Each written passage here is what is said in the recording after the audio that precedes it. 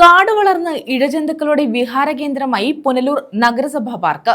പാർക്കിനായി തീരുമാനിച്ച സ്ഥലത്തെ മലിനജല സംസ്കരണ ലഗൂൺ കൊതുക് വളർത്തൽ കേന്ദ്രമായി മാറിയിരിക്കുകയാണ്. പുനലൂർ തൊളിക്കോട് ജംഗ്ഷനിലെ 2.5 ഏക്കറിലെ പാർക്കും ലഗൂണുമാണ് കുറ്റിക്കാടുകൾ വളർന്ന സാംക്രമിക രോഗഭീതി ഉയർത്തുന്നത്. ഇവിടം സാമൂഹ്യവിരുദ്ധ കേന്ദ്രമായും മാറിയിട്ടുണ്ട്.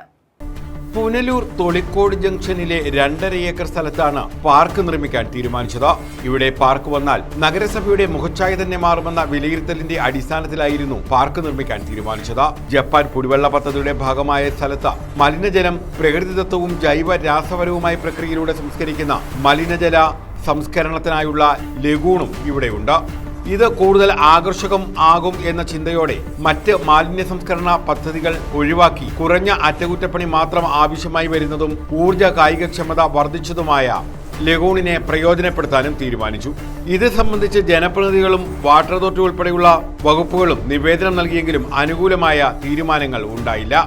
പ്രദേശത്താകട്ടെ നിലവിൽ കാട് വളർന്ന ഇഴജന്തുക്കളുടെ വിഹാര കേന്ദ്രമായി മാറിയിരിക്കുകയാണ്.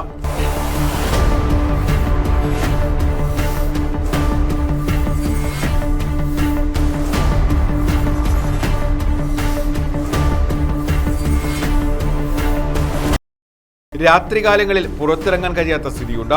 കൊതുകും കൂത്താടിയും മൂലം സാംക്രമിക രോഗങ്ങൾ പടർന്നുപിടിക്കാനുള്ള സാധ്യതയും ഏറെയാണ്.